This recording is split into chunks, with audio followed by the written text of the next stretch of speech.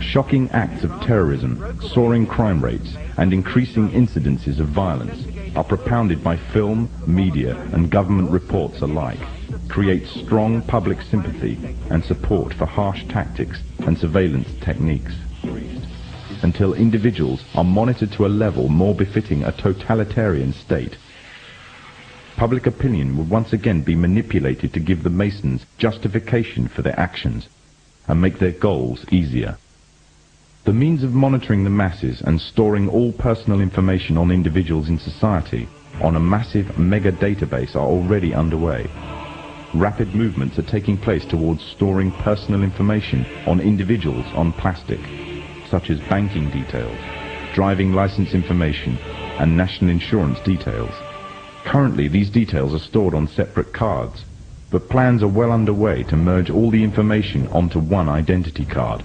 The consequence would be complete monitoring of all purchases and transactions and personal details of an individual at the touch of a button.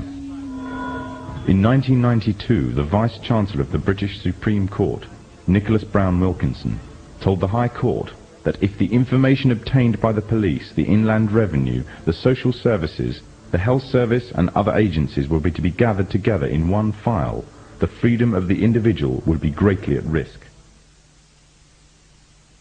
The Freemasons, through the governments controlled by them, already have access to a vast array of information about you. They can already find out who you talk to on the phone, where you work, where you shop, what you eat, what you wear, how much you are worth, what you earn, and the list goes on and on.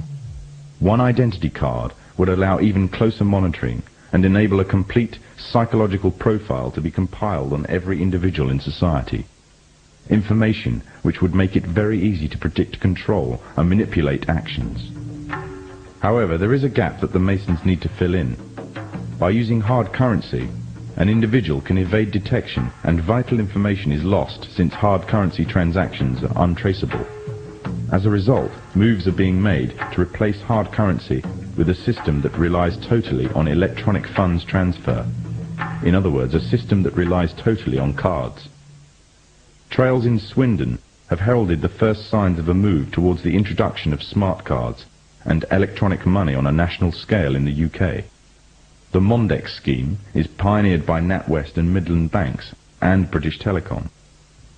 Inside a smart card is a microchip which calculates every single transaction, not only financial transactions, but records every single thing for which it is used.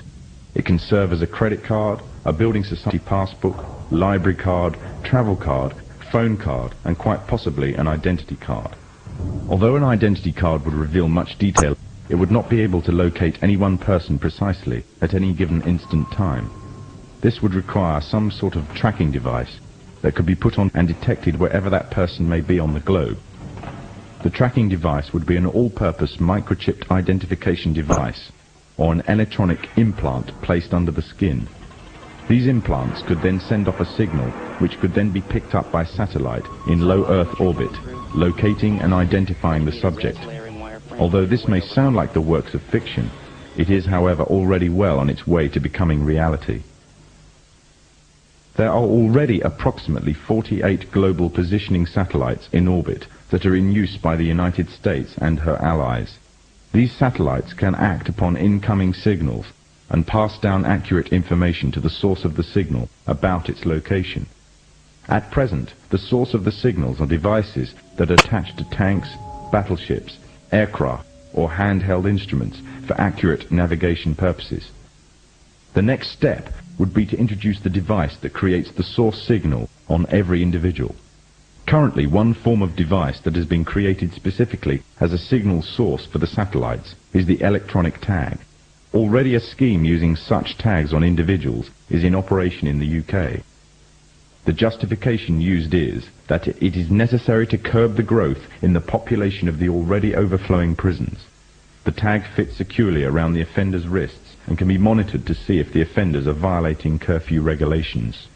Pilot tagging schemes are already in operation in Greater Manchester, Berkshire and Norfolk, with plans for expansion in other countries in the coming year. The Freemasons' plan for complete global control by one governmental body means that they must pave the way for complete global economic union, complete global legislatory and political union, and complete global military union. On March the 25th, 1957, with the creation of the European Economic Community, the first significant steps in the creation of this global government were taken. Since then, the EEC has become a testing ground for the New World Order. With the basic tenets of freedom of movement between member states already established, goods and people can move relatively freely within this one superstate.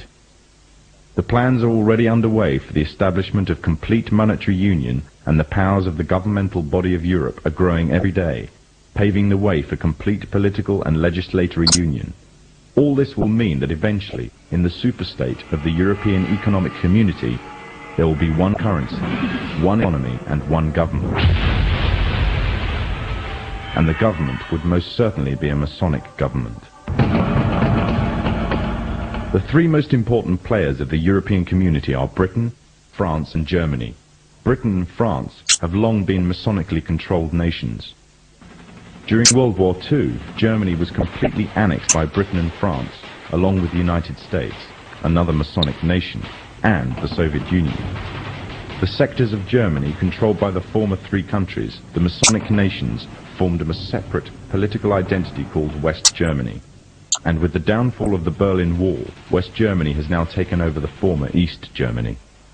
Europe is not alone in its efforts to achieve superstate status. America and Mexico are currently the only two members of NAFTA, the North American Free Trade Agreement. However, the nations of the South are increasingly being pursued to join. With Masonic superstates in both Europe and America firmly established, global union would be a logical and easy progression. However, there is another problem that the Masons need to contend with if they are to be the masters of this global union. By the 1970s, it was becoming increasingly clear that the population of Europe and white America was rapidly declining. Unless something was done, the expanding size of the population of third world nations would pose a serious threat to national security of Masonically controlled countries. Western consumer power and productivity would reduce, and as a result, they would be completely dependent on that of the third world population. Somehow the gap between Western population and third world population had to be a bridge to restore Western supremacy, or more precisely, Masonic supremacy, at a global scale. In the 1970s, President Jimmy Carter commissioned the Global 2000 report. The findings of the report blamed virtually all of the world problems on the population growth of non-white people. The report went on as far as recommending the elimination of at least 2 billion people in third world nations off the face of the earth by the year 2000 in order to restore Western supremacy. Interestingly enough, also in the 70s, the AIDS epidemic broke out, claiming huge amounts of life in third world nations, as well as amongst the growing black and Hispanic population of America. It was said that the virus originated from green monkeys in Africa and was later passed on to the local population through either acts of bestiality or through consuming them as food. From there on, AIDS spread like wildfire across the African continent and later on to the rest of the world, claiming millions of lives. However, the story was just a smokescreen. On June 2nd, 1988, the Los Angeles Times published an article refuting the idea that the human AIDS virus originated from green monkeys. It uncovered evidence that the DNA composition of AIDS was totally inconsistent with that of green monkeys. In fact, it could be proven that the AIDS virus could not be found anywhere in nature and could only have ever survived in the human biological system. If the virus did not exist anywhere in nature, the question is raised as to where exactly the virus all of a sudden stemmed from. On July the 4th, 1984, the New Delhi newspaper in India called The Patriot published an article making the first detailed charges of AIDS as being a counter-biological warfare agent. An anonymous American anthropologist was quoted claiming that AIDS was genetically engineered at the US Army's Biological Warfare Laboratory at Fort Detrick near Frederick, Maryland. Then on October the 30th, 1985, the Soviet journal Literaturnaya Gazeta repeated the charges made by the Indian newspaper, making it an international controversy.